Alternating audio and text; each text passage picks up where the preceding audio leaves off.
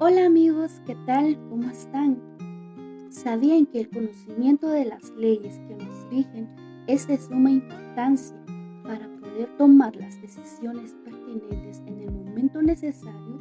Por tal razón, conoceremos de manera general las consideraciones legales relativas a lo que es un pacto colectivo de trabajo, por lo cual nos fundamentaremos en nuestra ley tutelar lo que es el Código de Trabajo, para conocer lo que nos expresa allí. Quiero darles dos definiciones, la cual sería la definición legal y la definición doctrinaria. Empezaré por la definición doctrinaria.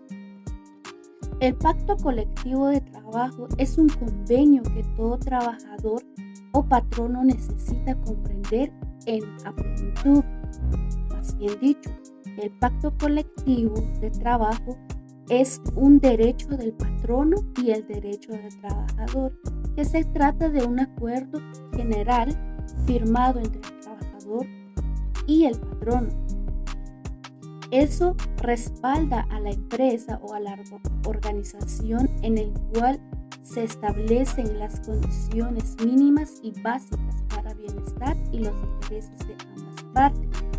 Mientras que la definición legal nos dice en el artículo 38 de nuestro Código de Trabajo, nos dice que el contrato colectivo de trabajo es el que se celebra entre uno o varios sindicatos de trabajadores y uno o varios patronos o varios sindicatos de patronos.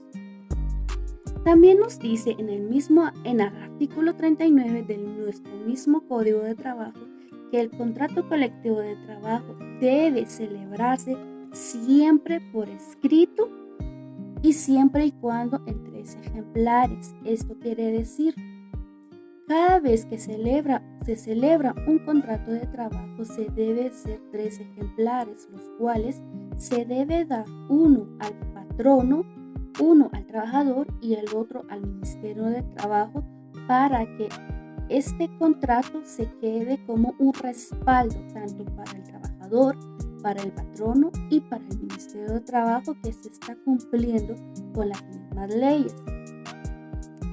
Se preguntarán también qué es un sindicato. ¿Qué es el sindicato?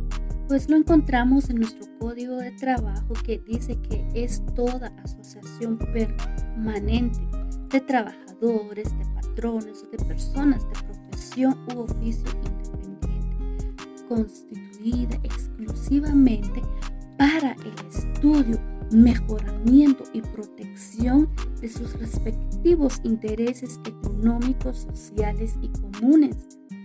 También el sindicato es de forma permanente, ya sea de trabajadores, patronos o de profesión u oficio. También tiene como elementos lo que es asociaciones y permanente. También quiero hablar sobre cómo conformar el sindicato. Esto lo encontramos también en el artículo 216 de nuestro Código de Trabajo. Nos dice que para conformar el sindicato de trabajadores o de patrono se debe hacer por escrito y se debe conformar por 20 o más trabajadores para que se conforman un grupo de sindicatos de trabajo. Y como ya mencioné anteriormente, los sindicatos de trabajadores o de patronos es de forma permanente y tienen el deber de velar por los derechos de los mismos trabajadores. También tiene como un antecedentes, más que todo, encontramos también lo que es la represión, tolerancia y la legalización. Esos te forman los antecedentes del derecho colectivo de trabajo y los sindicatos de trabajadores.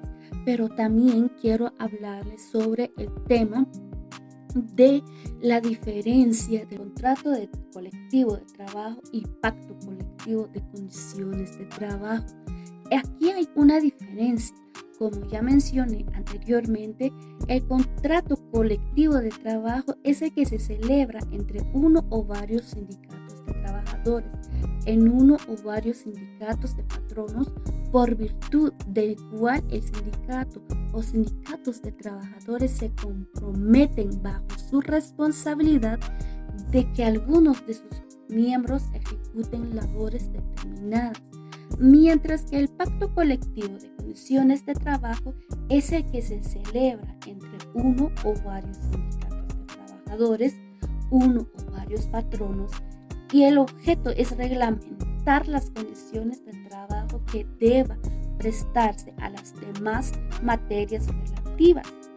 Como ya mencioné anteriormente, esto lo encontramos en el artículo 38 y el artículo 49 de nuestro Código de Trabajo.